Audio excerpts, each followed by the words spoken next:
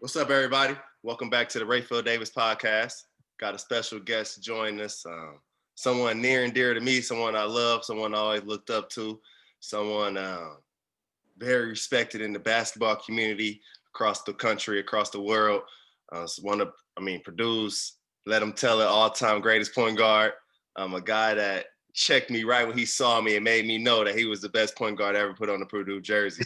So welcome, everybody. Lewis Jackson. What's up, Lou? What's happening? What's happening, little bro, man? Glad to be here.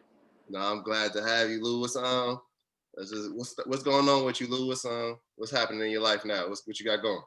Man, I'm back home right now. COVID been crazy. Obviously staying out the way, staying healthy, but been training. Got to come up do your camp. That was definitely dope. Got to be a part of the camp. Then actually, yesterday I just went up to LEW Prep School. Got to watch your old stomping grounds, obviously. Home of you. But got to go up there, watch their practice, talk to the guys. Did a little individual skill work a little bit with a couple of guards. So just getting into training right now. Oh yeah, that's when you say that. When you say Lalamere, my old stomping grounds, a lot of people don't know that you played for Alan Huss, who was your assistant coach in high school. Yeah. At the time, Lalamere came in the picture for me. I wasn't going to Lalamere because I didn't really trust the system until I think you and my pop had a conversation. And y'all had a conversation, and next you know I'm going to Lalamere. So it's kind of like a full circle moment to see you going back up there when you're the reason I went there. And when the year Jay Simpson and I went there was the year they became a national school. So that's what's up. And that's crazy because I hear you tell the story like, you forget some of the moments. Right. And then it's like, I never been in Lalamere. Yeah. I just played for Coach Huss. I knew he was a good dude. I had a lot of love for you since day one. I just liked your attitude, like how you was, like your family. And I was like, yeah, go play for Huss. Like Huss took care of me. Good dude. So I'm glad it worked out. That's all I can say. But it worked out to the point where it worked out to the point where now you going up there, you talking to the guys, you giving them speeches. But Luke, I know a lot of people. We all know you from your dog days at Purdue, the jamming, the shorts, the hooping. But kind of take us back to where it started. Where does LEW JACK come from? We know you from Decatur, Illinois, but tell us about when you start picking up a ball.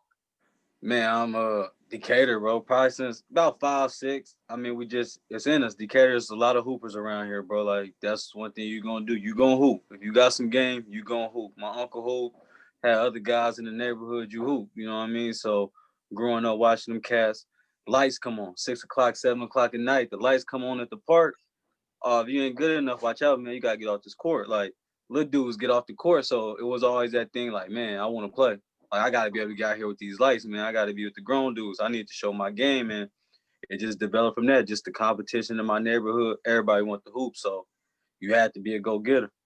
So in that aspect, you never really thought about your size because you was always playing against older dudes anyway. It didn't matter how big you was. You just had a type of heart. Never. Bro, I didn't realize I was small. Obviously, going through middle school, high school, you think you're going to grow. I'm hoping I grow. College, probably Juwan, the first person. Hey, you didn't even bother me. Probably Juwan, the first person when I stood next to him and we took a picture. And I don't like taking pictures, bro. I took a picture and I seen it later and I'm standing up by dude's stomach and I'm just like, oh yeah, I'm little. Like, I'm real life little out here. Now I see what they see. But until I got to the college pros, bro, I never thought about my height. Talk about that though, Lou. Talk about that being small and just being not knowing you small, but obviously you knew you wanted to grow a little bit. You knew he was a shorter point guard coming up in Illinois, coming through. I mean, you had some dogs coming through the area you came through. Talk about a little bit of recruiting, AAU life for you. I heard some high school stories from you. Give me some of that. Man, high school was interesting. I came in as a freshman. Coach tell me day one, like, I come in, I dominate the practice in the summer league. You know what I mean? You feeling yourself. I'm 14. I'm like, oh, I'll play varsity. This ain't nothing. Coach take me on. He like, oh, you ain't that good, man. Like, you probably maybe could play varsity. I'm looking at him like, what? Like, bro, I'm cold. Like, you crazy. So ended up, he knew I was a point guard. Kept me on. My first year was a football team. Everybody was playing football. Good group, senior guys. One guy we had, Brett Miller, went to U of I for football. But we used to battle each other because, they was passionate about basketball. Football. I'm passionate about basketball. We getting beat. I ain't used to getting beat, bro. Like, this is my first year getting beat. From 4th grade to 8th grade, I probably lost 6 games my whole career. I don't know how to lose. I get here, we losing. Brett super cool, you know. He going to U of I, man on the campus. Team just following. We get in an argument one day, like, bro, I'm ready to fight you for this.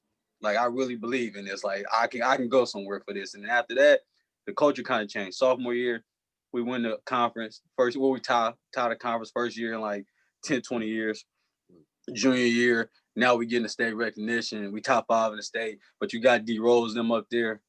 D Rose running the state at this time. Before that, John Shire was in there, Sharon Collins. You got all these cats. And we from Central Illinois. We don't get that respect. You know, kind of probably how they do with y'all with Nap. Right. If you ain't from Nap, it ain't moving. You know what I mean? But we wreck. We starting to get nationally known. We go to a tournament in Florida. I'm getting picked up. Starting to pick up AU scene. I joined Indiana Elite. Tyler Zeller, Manuel Negadu, Walter Offit, Matt Roth, DeAndre Liggins, B.S. Hunger. Like, we number 1 in the country. Right. You know, and that's when my stock picked up. AU picked up a lot of stock for me because it's always my size. Back home, I'm athletic. I'm dunking. People know me. But AAU, we win the Kingwood Classic. We win Bob Gibbons Classic. Now my name's on the map. Right. And then Coach probably would hate for me to say this story, but I had to do it, and it was wrong. But everybody moved up in the rankings, bro. Everybody. But me. I'm like, why am I not moving up in the rankings? I'm killing. I'm out here passing. So I skipped the King James tournament on purpose to prove a point. We lose. I was happy we lost. Like, that sounds selfish, but people don't be honest, bro. I'm like, I can't get ranked higher. Tyler Zeller's my man. But Tyler Zeller went from a 16, couldn't dunk a basketball, to a McDonald's All-American. And he's one of the main reasons I went to Purdue, because he was going to go there. But I had to skip the tournament. We come back. We went Vegas. We went to other tournaments. Still didn't move up in the rankings. I said, okay, it's just coaches started seeing me. So I was okay. I started getting offers, but I ain't move up in my ranking. That's real. I appreciate the real story, bro. We need that. Why Purdue? When did Coach come in the picture? Who else was in the picture? And what separated Purdue? And what made you know Coach was the one? Because for me, it was Coach's honesty and kind of the way Coach went about the way he handled his business. I never felt like he was lying to me. No doubt. It was something different for everybody. Yeah. Coach Payne was huge. Conzo Martin was big. Between them two, I mean, the combination of them two, it kind of sealed the deal. Coach Martin, being from East St. Louis, he knew the area well. Coach Payne actually being an Eastern, he knew about Decatur too. So we could relate on that. And then from the time Coach Payne, he seen me at AAU team. He seen us in Cincinnati. And he started trying to figure out why I hadn't committed yet. And the scholarship actually opened back up because they had 2 and they were looking for a big and a shooter at the time. And I think that class, they didn't get Teague. I don't know what really happened in 07, but they had another scholarship open up. So then they got back on my radar. And Coach Painter never missed an AAU game I played in for the rest of the year. When he started recruiting me, he didn't miss anymore. So we was in Cincinnati, Vegas, wherever, he was there. So I'm like, okay. And then Zeller's like, Lou, I'm pretty sure I'm going there. North Carolina jumping at the last pitcher. So he goes to North Carolina, understand. Right. But now I'm really thinking about it. And then Coach Martin popped up at school on me one day. I'm in school, I'm in class, I'm kicking it. I'm actually finna leave school. I'm leaving school for the day. It's my 8th period. I'm done. Come around the hallway, and I see Conzo Martin in the middle of the hallway, and I'm like, yo, what are you doing here? Lou, what's up, baby? I'm coming to class. You what? I'm coming to class. Okay.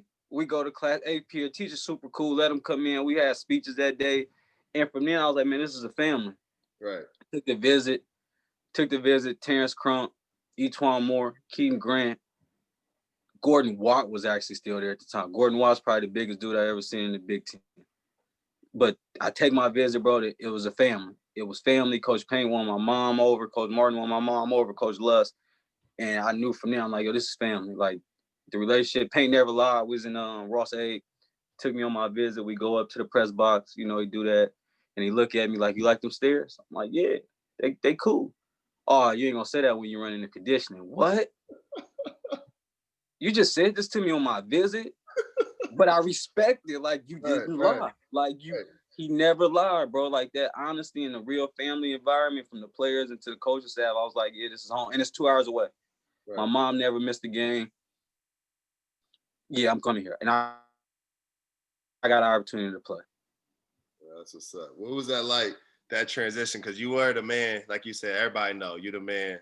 You the man in Decatur. You the man at your high school. I even got one of the questions from Twitter. One of the big questions we got was ask about Lou's high school mixtape.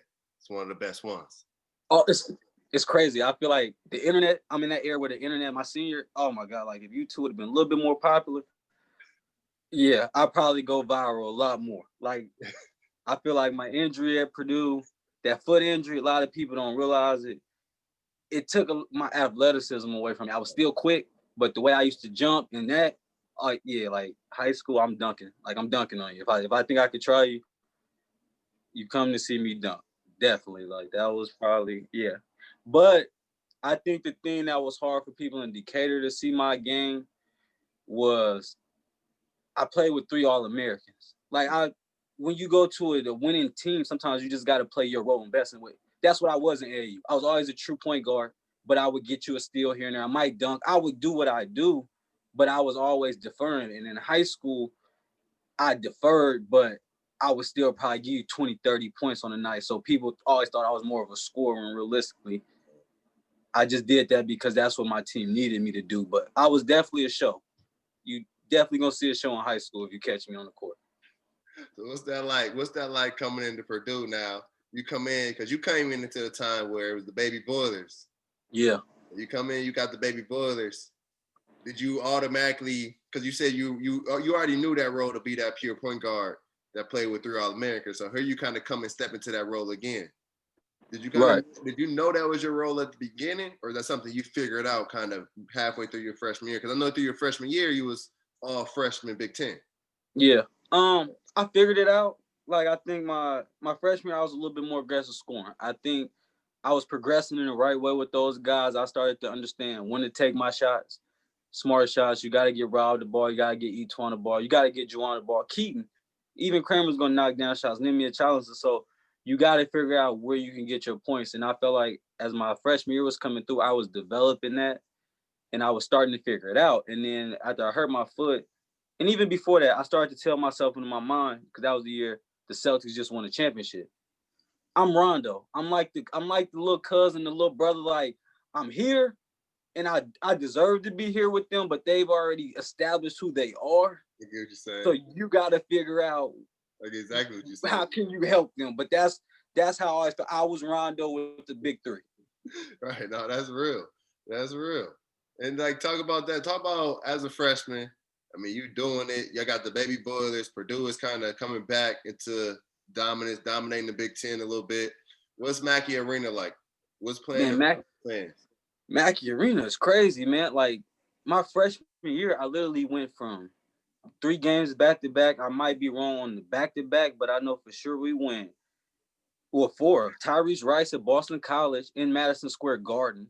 Mind you, we're ranked. We're already ranked when I come in, so it's expectations to be better. Right. So now every practice is a dogfight, but you got Tyrese Rice from Boston College in Madison Square Garden. Then you play Blake Griffin in the championship game in Madison Square Garden. He's the number 1 draft pick. Then you come back, you run into Duke at the time with Gerald Henderson, Nolan Smith, John Shire, Greg Paul. They're number 4 in the country. Like, I just watched a little bit of the game earlier, just remembering that as a freshman, the hype around that, Mackey fans sleeping outside when you literally ran out the tunnel. They say you can hear the ground shaking outside of Mackey. I believe it because you know how Mackey get on them nights. I was at that game. I remember that game. So then you get Duke. Oh, bro, they whooped us. They treated us like little kids. Like, they were showing us where we needed to get to. That was some of those, you take those losses. Like, certain teams, you got to get that loss. You got to get beaten a couple of them games and realize that this is where we need to be. Right. That was that for us. Like, it was a wake-up call. Like, slow down.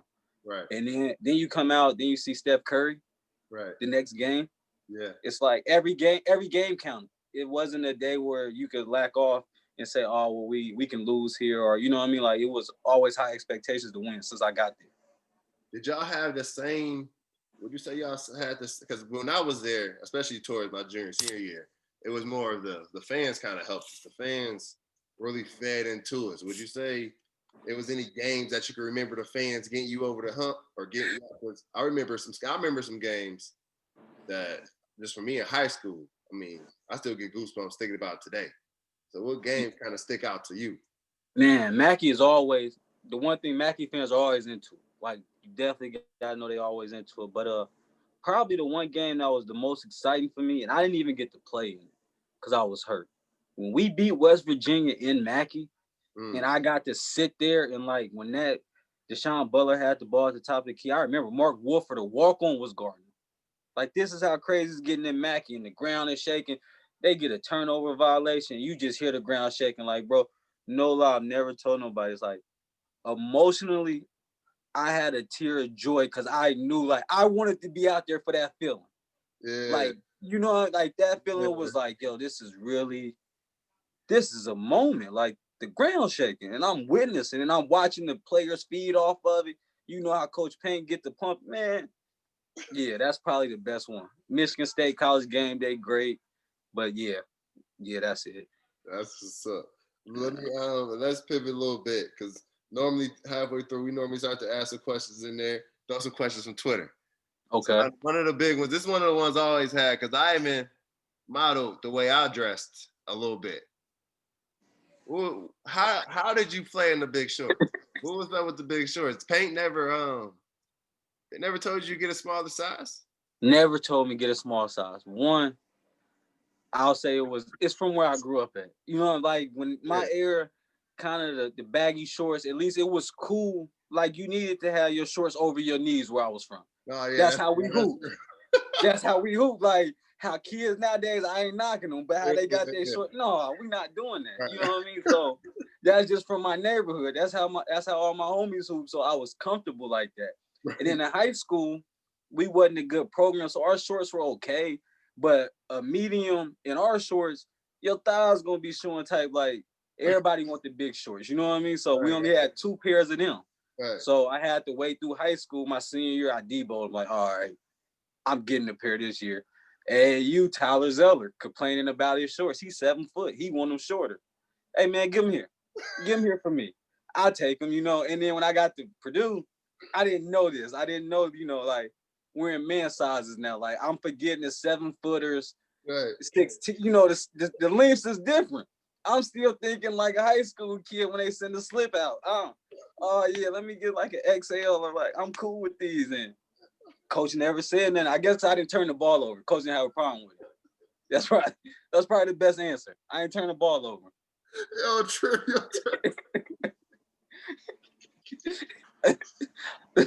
You know, Coach. Funny, man. Coach ain't gonna trick you. Do whatever you want to do. You don't turn that ball over. Hey, just don't turn that ball over. You know what I mean?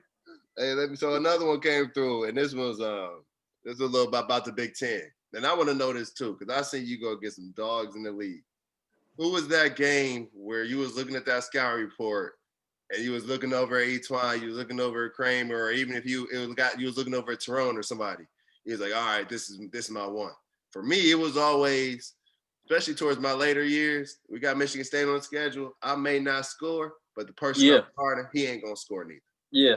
You know what I mean? So it was always that one for me. Who was that? Right. Or it was for me too. It was Lil James Blackman at IU.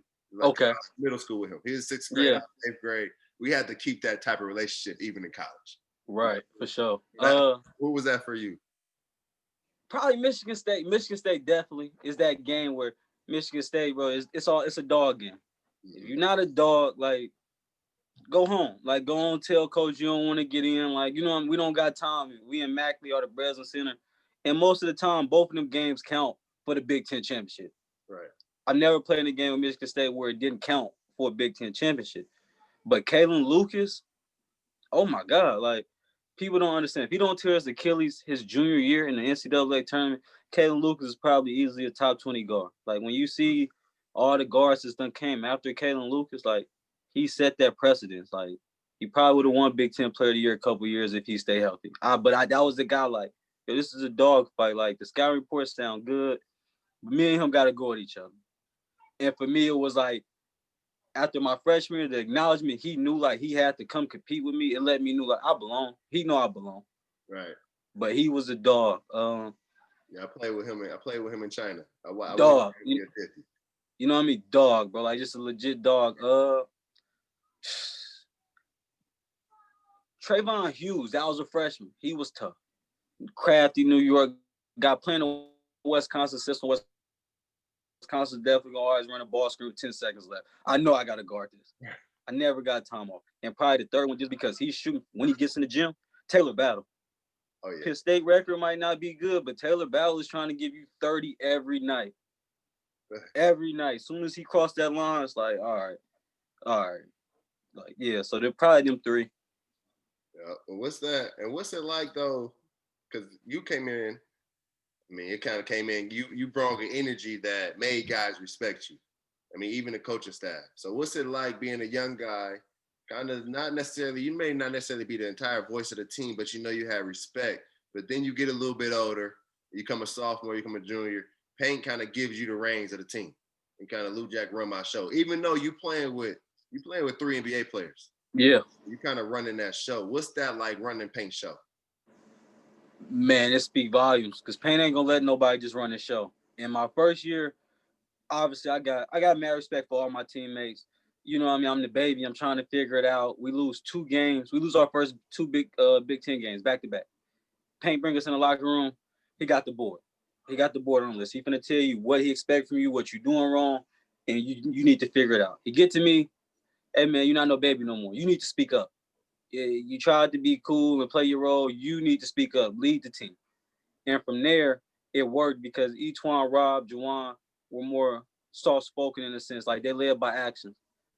And for me, it worked for me better because they believed in me. My actions followed. So by having those 3 guys let me lead, it made it so much easier for me to run the team and have the keys because I didn't have to fight my quote-unquote superstar guys. Right. To tell them, and they accepted. If I was like, hey man, I need you to pick it up, they respected me enough to do that. So my other guys respected me the same way because I can get those guys to go. Right. How did you get that type of respect though? Was it always there for you, or is it something you had to prove? Or I think it was a combination of both. I think once you meet me and just I'm going to compete. You know what I mean? Like Coach Penny and probably laugh for a long time. I tell you, come to open gym one, who's the best player? I'm the best player. I'm going to compete. You know what I mean? Like, I'm going to compete. I'm going to talk.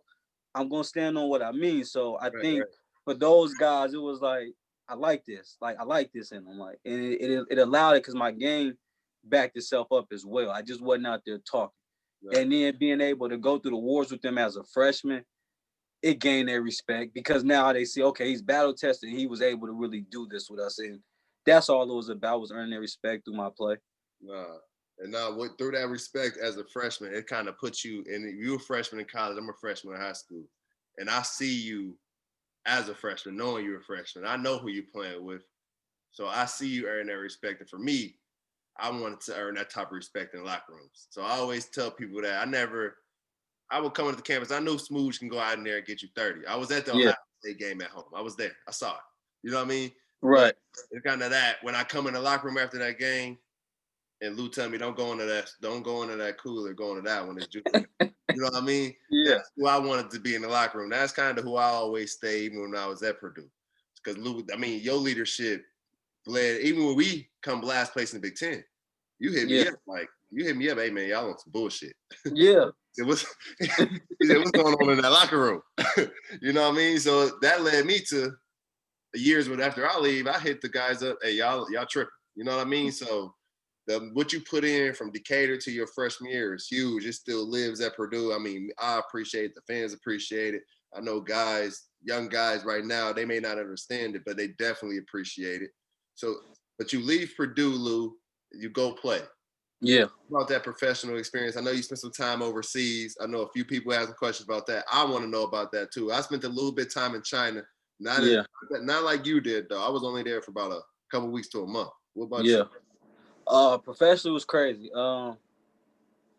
Professionally, and that's the thing about Purdue, even high school, I think them last years, kind of in that sense, that's when you got that brotherhood. You're a family.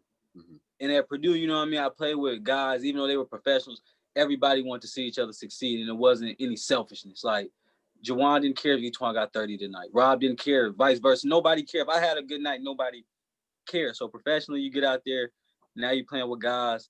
It's about me getting my numbers. If you don't get in the right situation. First year in Lithuania wasn't bad. Wasn't bad to a degree, but my agent sent me somewhere. They play half-court basketball. I can do it because the Big Ten, but I'm not a half-court basketball player. Right. So it doesn't really work for me. They end up bringing in a point guard. It's crazy how life works. End up being the coach's best friend. My coach is only 28. I'm 22. So it's already right. You know what I mean? I'm his guy for a while. I struggle a little bit. They bring his best friend in. Now it's turned into, we're going to bring you off the bench. We like this a little situation, but I thank Paint for that, because Paint always say, hey, man, sometimes you got to do things you don't want to do the things you want to do. Right. So now I'm in the bench. I'm on the bench playing the bench role. Still end up having a good year.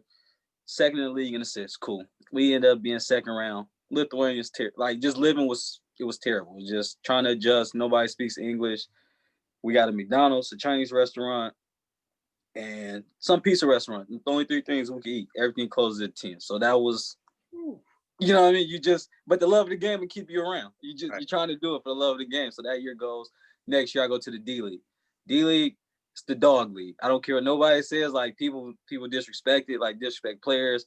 Bro, some of the best players in the world are in the D League hoping for a 10-day contract. You know what I mean? Like it's so much talent in there. And that year, the Knicks picked me up, ended up coming off the bench for a while. Mustafa Shakur went to Arizona, NBA draft pick. Ricky Davis is my vet.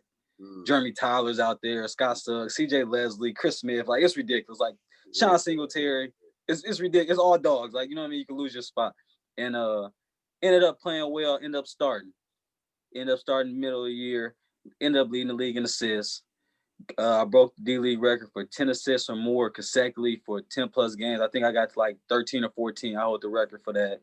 Broke Erie's assist record, all that. Great. I think I'm going to take off. Allen Houston comes talk to me. He's like, man, I think you deserve a 10-day contract. They signed Shannon Brown because the Knicks thought they were going to make the playoffs this year. Not disrespecting the Knicks, but, it's the Knicks, bro. But I'm like, hey, it's business. That's the first part of business I start understanding. So then Phil Jackson comes in, scrapes all that off. No summer league, none of that, sitting around. Go back to the D-League. Knicks take me, end up trading me to Utah. Playing Utah, play a couple games, actually. Like my fifth game, we're in practice. Ball gets passed around, typical. Always patting the balls down, end up breaking my pinky. Broke it. Okay. Tried to play through it. Coach trying to get me to play through it. Can't play through it. Numbers go down. Like I know it's a business. So now you're dealing with the business side of it, the numbers. So, okay, that year goes by. I go to Canada. I actually go to Canada. I try to play. I didn't get surgery. Did all right. Hurt my ankle. Couldn't stay healthy. Once you start staying healthy and professionally, your numbers go down. It's just tough in the business. Ended up being like third in the league in assists that year, but just didn't play enough. Yeah. Didn't play enough for film. Then that last year, I went back to Erie. They drafted me, went back to the D-League, played again. Was playing well, playing with Brandon Dawson, Anthony Brown, a lot of the young cats. And at this point in my mind, I'm starting to think it's time for me to retire. Right. I went in that season like, all right, look, if these young cats make you struggle and you can't get around them, like, it's time to go think about coaching, being a grad assistant. Right. I'm playing well, end up earning the starting position. Oh, I still got it. Right before Thanksgiving, we're playing down in Charlotte, go for a layup at halftime, break my wrist, mess my finger up even more. I got to get surgery. That's all that happened. So a lot of injuries. It was just weird timing. No, for me, yeah. I mean, you had multiple injuries. For me, it took me out right in China. I had a ruptured disc and it was over. Yeah. For me, it was one thing and it's done. So for me, the doctor said, you had a surgery, it's a 50-50 chance. You may not be able to hoop with your kids. And I said, it's over. I might as well teach them now. So, I feel you. And through all of that, Lou, injuries, getting back healthy, injury, what kind of would be your advice to the youth kind of to hear that story? What could a lot of kids could learn from that? What would be your advice to them? I think you gotta fully trust in yourself. So when you start getting those type of injuries, like the reality they don't tell athletes, people start to question if you should pivot. And we don't talk to athletes necessarily about pivoting in life and when sometimes it's okay to walk away or understanding the connections you've made to build off of your career. But if you're going to continue to play, you have to wholeheartedly go into it like that. You got to still rehab. You got to do the necessary things to chase your dream. But it's okay also too, if the game, you injure yourself, like, sometimes I say, fortunately, like when players are known, like the doctor say, you can't play no more. It kind of helps you grasp that in your mind, like, okay, I'm done. Exactly. But to tell a kid that's been playing since 5 to 27, 28, 29, you know what I mean? Like, those are years on the job. You have to be able to, to really, to discuss that with some people, have your support team, and really, talk about life. And your support team got to help you understand what you've accomplished. I think as athletes, a lot when you don't accomplish necessarily the goals you had set for yourself, you don't realize how much impact you may have made for yourself and your community. Because you're still looking at like, I didn't accomplish the goal I wanted, so it's not there. Well, because I could tell, and this is me being real. We was talking the other day at the table, watching the game, and I'm telling you stuff, and it's like you looking at me like I didn't know I did this type of stuff. To me, it's like you had the culture, you had the campus. You know what I mean? So it's like it's like at the point where you maybe not even understood who you was to a 14-year-old kid from Fort Wayne, Indiana, and then I get back to the house and we sitting there, my fiance, and she may think I'm exaggerating how I felt. Right. She actually brings you up to my mother, and my mother has this big smile on my face.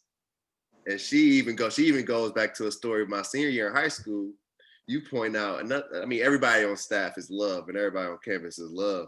But you pointed out, and I guess my mom took heed to this, is that you told me exactly who to trust and kind of who, not to say not to trust, but who to give all your information to, whether it be on the staff, whether it be teammates that you was coming into, or even rather it be to people on other teams. You know what I mean? So I built a lot of relationships off of your relationship. You know what I'm saying? So definitely appreciate everything you did at your time at Purdue, time you had playing professionally, the time you come back to Purdue, put me through the mellow workout on the wing. Yeah, I should have been 6'8".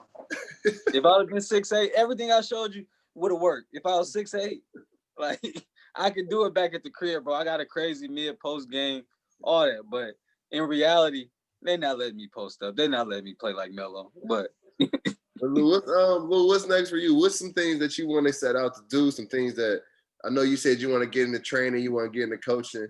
I definitely think that's an unbelievable idea. I definitely think a lot of kids, even high school players, college, NBA players could learn from you. So what's some of your goals or some things you want to set out and do? I definitely want to work in the training. I think I more like to talk a little bit more. I think me a little bit more. Like I like to give motivational speeches. I like to get people going, but training, I can be part of the game. Like it's funny now when you train kids and you hear what coaches were saying, like, hey, stay low. You see this, you see that. Now you see it. Yeah. So to give it back, I definitely want to do that. Also want to possibly start an AAU program. If I can't just necessarily get into college coaching, AAU program. It's a big thing for me, just to be able to give kids an opportunity not only to play ball, but to travel the world. At a young age, you get to travel. You start to see that it opens your mind. Like kid from Decatur, bro, like I never thought I would go half the places I ever been. Like basketball took me so many places. So I definitely want to try to provide a program. I want to do some things with you. Hopefully, I kind of want to be the podcast little host with you. I got some good ideas. This your thing right now, but I got a spinoff show for us. I think it could work. We need a spinoff. Yeah, I think it could work. The spinoff could work. You know what I mean? In all honesty, but I definitely like what you're doing. I want to be a part of what you're doing. You and the crew life. I definitely think that's dope. And just being a part of basketball, bro. I just think that's the best way for me to also help give back. Because there's a lot of kids that you hear people say you're not gonna make it, but kids understanding like, hey man, you get to college, you made it. You get them connections. You could be really understanding the value of what you've accomplished for yourself. We all, as basketball players, the NBA are bust. Right. In reality, we're told the story that it's only just a select few, but how can you tell me I can't make it? Exactly. But also helping kids understand, okay, even if you don't make it, understand the connections and what you built for yourself to build on that, because there's a lot of life after basketball. Right. No, that's real. Because even if you don't make it as a player, who say you can't be the athletic trainer or the film director or the film coordinator or the coach, you know what I mean? Who said you can't be the president? Who said you can't watch? Who said you just can't know basketball so well that you started as an intern and end up as a GM? Right. So I definitely, anything that I can do, Lou, I can't wait to start the spinoff, whatever we gonna do. I'm in for it. I can't say no to anything you got in mind. So I definitely appreciate you joining us, Lou, and taking the time. I know a lot of people are going to be excited to hear from you, and I'm excited that you back in basketball. I'm excited that we going out to Lafayette. We're going to get the kids a great spring break camp. I'm excited that we kind of doing things that are ultimately going to be bigger than us, that hopefully last even when we're not here. No doubt, man. No doubt. I want you to know I appreciate you. For real, like, no doubt. Them talks like that, them talks I heard you talking, bro, just knowing the impact I had on you, bro. Like, I've always been a fan of yours since day one, even though, excuse my language, when I talk shit to you from day one and you bark back. I said, I love dude. This is my little brother. And just to see what you're doing, bro, and I know your journey, what you've been through, what you're doing for your community, bro, I'm proud of you. You know what I mean? Like, and I'm grateful that I was really a part of that. Like, that meant more to me than you realize. Like, to hear you say that, it's like, you defensive player of the year.